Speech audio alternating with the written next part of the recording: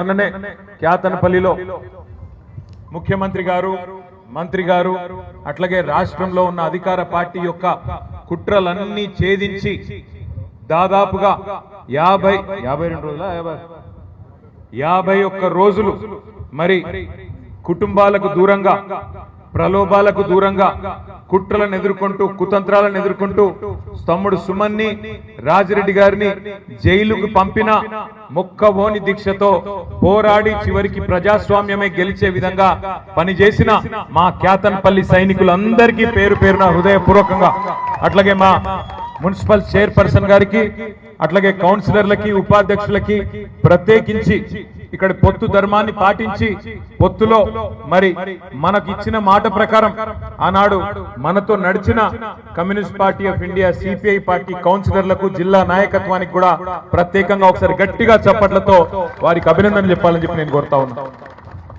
రాజకీయాల్లో ఎన్నో చూస్తూ ఉంటాం, కానీ ఇంత నికృష్టమైన ఇంత నీచమైన రాజకీయాన్ని మాత్రం ఎవరు కూడా చూసి ఉండరు. 22 కౌన్సిలర్ స్థానాలు ఉన్నాయి.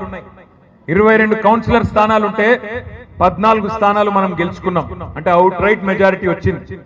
వచ్చిన తర్వాత చర్చనే లేదు, అక్కడేం పెద్ద చర్చించడానికి ఏం లేదు, తర్కించడానికి ఏం లేదు. చెన్నూరు మున్సిపాలిటీలో కాంగ్రెస్ కు మెజారిటీ వచ్చింది, వాళ్ళు చైర్మన్ అయినారు. క్యాతనపల్లి మున్సిపాలిటీలో మనకు మెజారిటీ వచ్చింది, మన పార్టీకి సంబంధించిన వాళ్ళు చైర్మన్ కావాలి. కానీ ఒక్క మున్సిపాలిటీ కోసం, ఒక్క మున్సిపాలిటీకి ముఖ్యంగా మంత్రి గారి నియోజకవర్గం కాబట్టి, మంత్రి వివేక్ గారి నియోజకవర్గం కాబట్టి, ఆయన అహం దెబ్బతిన్నది కాబట్టి ఆయన మొత్తం ఇందిరమ్మ రాజ్యాన్ని తలపించే విధంగా, ఇందిరమ్మ రాజ్యం అంటే ఆనాటి ఎమర్జెన్సీ రోజులను తలపించే విధంగా ఏదో పక్క దేశం మీదకి యుద్ధానికి పోయినట్టు సైనికుల కవాతు నిర్వహించినట్టు క్యాతనపల్లిలో మరి పెద్ద ఎత్తున దాదాపు 1000 మంది పోలీసులను పెట్టి, ఆనాడు మా కోవాలక్ష్మి గారు ఇన్ఛార్జ్ ఉండే, తమ్ముడు సుమన్ అక్కడనే ఉండే, వాళ్ళ ఇంటి ముంగట్టుకెళ్లే కౌన్సిలర్లను భయభ్రాంతులకు గురి చేస్తూ 1000 మంది పోలీసులతో కవాతు నిర్వహించినారు.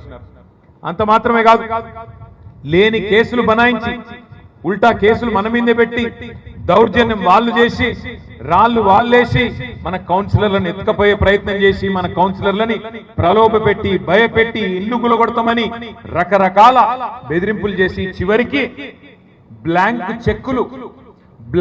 చెక్కులు కూడా రాసిచ్చి, ఇగో బ్లాంక్ చెక్ ఇస్తున్నాం తీసుకో అంటే ఎవడికి కావాలి నీ బోడి పైసలు అని చెప్పి వాళ్ళ ముఖాననే పైసలు కొట్టి ఇవాళ ప్రజాస్వామ్యాన్ని గెలిపించే విధంగా వ్యవహారం చేసిన మన కౌన్సిలర్లందరికీ నేను హృదయపూర్వకంగా సల్యూట్ చేస్తా ఉన్నా.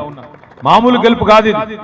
తమ్ముడు సుమన్ని పట్టుబట్టి ఇక్కడ సుమన్ ఉంటే వాళ్ళ ఆటలు సాగవని చెప్పి తీసుకుపోయి ఇక్కడ సబ్ జైల్లో పెట్టలే, మంచిర్యాల సబ్ జైల్లోనో ఆసిఫాబాద్ సబ్ జైల్లోనో పెట్టలే, తీసుకుపోయి ఆదిలాబాద్ జైల్లో పెట్టిండ్రు.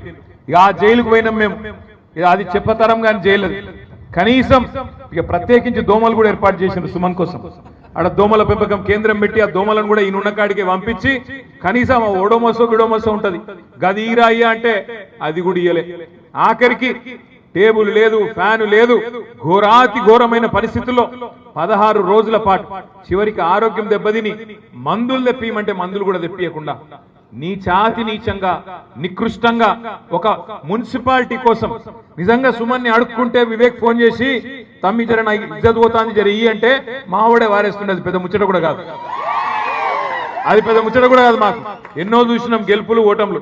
కానీ ఇట్లా నీచమైన పని చేసినందుకు మా తమ్ముడు కూడా మొండిగా జిద్దుగా మేము పోయిన వాళ్ళందరికీ చెప్పిండు. తమ్ముడు జైలుకు పోతే, ఆదిలాబాద్ జైలుకు పోతే మా అందరికి ధైర్యం చెప్పి ఏం చెప్పిండు తెలుసా? అన్నా నన్ను ఇక్కడ 16 రోజులు కాదు 20 రోజులు కాదు నేను ఉండమంటే ఇంకో సంవత్సరం ఉంటా, కానీ మీరు మా కౌన్సిలర్లకు ధైర్యం చెప్పండి, మా నాయకులకు ధైర్యం చెప్పండి, మా కార్యకర్తలకు ధైర్యం చెప్పండి, మీరు క్యాతనపల్లి పోతారా లేకపోతే మా క్యాంపుకు పోతారా, పోయి వాళ్ళ మనోధైర్యాన్ని నింపండి అన్నా, వాళ్ళని కాపాడండి, ప్రజాస్వామ్యాన్ని కాపాడండి, ప్రజలిచ్చిన తీర్పును కాలరాసే ప్రయత్నం చేస్తున్న కాంగ్రెస్ ను ఖచ్చితంగా బుద్ధి చెప్పే విధంగా మీరు మా వాళ్ళలో ధైర్యం నింపండి అని కోరిండు తప్ప వేరేదేమి కోరలేదు. వాస్తవానికి ఈ రోజు ఈ రాష్ట్రంలో జరుగుతున్న అరాచక రాజకీయం ఒక క్యాతనపల్లిలోనే కాదు, రాష్ట్రమంతటా ఇదే నికృష్టమైన రాజకీయం చేస్తా ఉన్నారు. ఇక్కడికి మేము ఇప్పుడు ఈ పార్టీ ఆఫీస్కి వచ్చేందుకు ఇక్కడ మూల మీద మెయిన్ రోడ్ నుంచి దిగి లోపలికి వస్తున్నాం. దివాకర్ రావు గారు చూపెట్టింది అక్కడ కుడిదిక్కు ఒక బిల్డింగ్ కూలిపోయి ఉన్నది. ఎవలది బిల్డింగ్ అని అడిగిన నేను. ఎందుకు కూలగొట్టిండ్రు, ఎవలది, ఏమైంది అన్న అంటే దివాకర్ రావు గారు చెప్తున్నారు ఇది గవర్నమెంట్ ల్యాండ్ లో ఉంది అని చెప్పి. మరి ఆయన పేరేంది, డి అన్నయ్య అనే ఒక సోదరుడు మన పార్టీకి మద్దతుదారుడుగా ఉన్నాడని చెప్పి సింగరేణి కార్మికుడు ఆయన. ఆయన ఇల్లు మొత్తం 4 అంతస్తులో 3 అంతస్తులో మొత్తం కుప్పగులగొట్టి. మరి ఎందుకు గులగొట్టిండ్రు అంటే అదంతా గవర్నమెంట్ ల్యాండ్ ఉందని గులగొట్టిండ్రు అన్నారు. పక్కన ఇళ్ళన్నీ మంచి కలకల్లాడుతున్నాయి. మరి వీటి సంగతి ఏంది అన్న. అవి కూలగొడతారట, అవి మాత్రం అట్లే ఉండాలన్నట, ఇది మాత్రం కూలగొడతారట. మీరు పోయేటప్పుడు మీరు కూడా చూడండి. అంటే ఇంత నీచమైన రాజకీయం. మన కౌన్సిలర్ గారు కేతన్పల్లిలో భూమాగౌడ్ గారు మన క్యాంప్ లో ఉంటే, ఈ భూమాగౌడ్ సాబ్ క్యాంప్ లో ఉంటే ఆయన ఇంటి మీదకి ఇక్కడ బుల్డోజర్ పంపించి కూలగొడతామని చెప్పి వచ్చి కొలతలు తీసుడు, బెదిరించుడు, నువ్వు రాకపోతే కాంగ్రెస్ పార్టీకి మద్దతు ఇవ్వకపోతే కూలగొడతామని ఆయనను బెదిరించుడు. ఎంత నికృష్టమైన రాజకీయం అంటే. మంత్రి గారు ఉన్నారు, ఎంపీ గారు ఉన్నారు కౌన్సిల్ హాల్లో.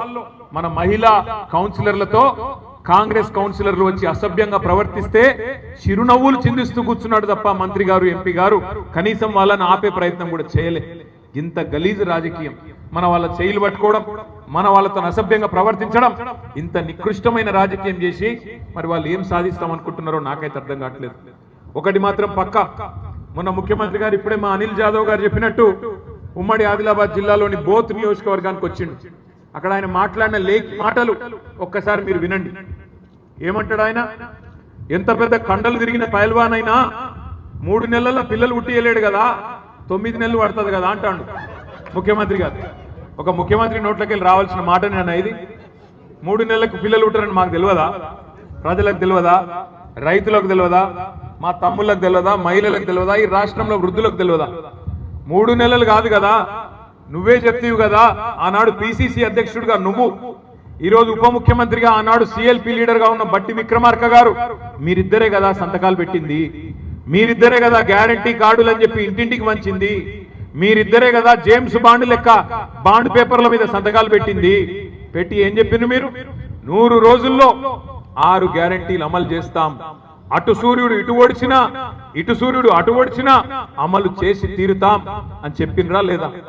100 రోజుల్లోనే అన్ని చేస్తామని చెప్పారు. అదొక్కటే కాదు, నవంబర్లో తీసుకుంటే 2000, డిసెంబర్లో తీసుకుంటే 4000. నవంబర్లో తీసుకుంటే రైతు బంధు 10,000 వస్తుంది, డిసెంబర్లో తీసుకుంటే 15,000 వస్తుంది అని చెప్పి నమ్మబలికి మరి గద్దెనెక్కింది మీరు. 3 నెలల పిల్లలు పుట్టారంటున్న ముఖ్యమంత్రి గారు 30 నెలలు అవుతుంది. మరి ఇప్పుడు పిల్లలు పుట్టకపోతే నీకేం పేరు పెట్టాలి, నేనేమని పిలవాలని చెప్పి నేను అడుగుతా ఉన్నా. 30 నెలలు అయింది కదా, 30 నెలలకు కూడా మరి 6 గ్యారెంటీలు అమలు కాకపోతే నిన్ను ఏమనాలి, ఏమనుకోవాలి? నేనేం అంటలేను, ఏమనుకోవాలని మిమ్మల్ని అడుగుతున్నాను. నేను అంటలేను రా భయ్య, అంటే ఇదో బాధ. ఈ మధ్యన నేను ఆయన తిడితే కూడా మా సుమన్కే నచ్చలేదు. నువ్వు తిట్టకన్నా మేము తిడతాం కదా అంటూ.